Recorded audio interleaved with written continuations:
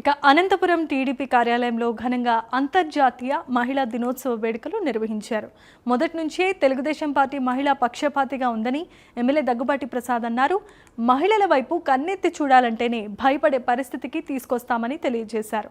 రాష్ట్రంలో జరుగుతున్న కొన్ని సంఘటనలపై ప్రభుత్వం త్వరలోనే సమాధానమిస్తోందని కూడా ఎమ్మెల్యే అన్నారు.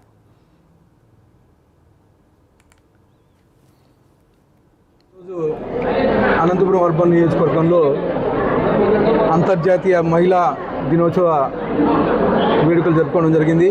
ముఖ్యంగా అందరికీ మా అనంతపురం అర్బన్ నగర ప్రజలకి అలాగే రాష్ట్ర ప్రజలందరికీ ఈరోజు అంతర్జాతీయ మహిళా శుభాకాంక్షలు తెలియజేస్తూ, ఈరోజు స్త్రీ అనేది ఒక శక్తి. స్త్రీ లేకపోతే ప్రపంచమే లేదు. అలాంటి స్త్రీ ఈరోజు అంతర్జాతీయ మహిళా దినోత్సవం జరుపుకుంటూ ఉన్నారు. ముఖ్యంగా మా ముఖ్యమంత్రి నారా చంద్రబాబు నాయుడు గారు మహిళల పక్షపాతి. దేనికంటే మా తెలుగుదేశం పార్టీనే మహిళలకు పక్షపాతి. తెలుగుదేశం పార్టీ ఏర్పడిన తర్వాత అన్న నందమూరి తారక రామారావు గారు మహిళలకు ప్రత్యేకమైనటువంటి ఒక చట్టం తీసుకొచ్చి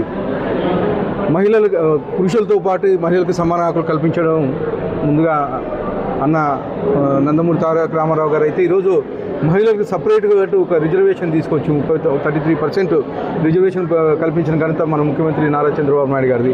అలాగే ఈరోజు మా యువ నాయకుడు నారా లోకేష్ గారు తల్లికి వందనం పేరుతో దాదాపు 67 లక్షల మంది పిల్లలకి ఈరోజు దాదాపు 10,000 కోట్ల రూపాయలు ఇవ్వడం జరిగింది. ఈ అవకాశం ఇచ్చిన అందరికీ ధన్యవాదాలు తెలుపుతూ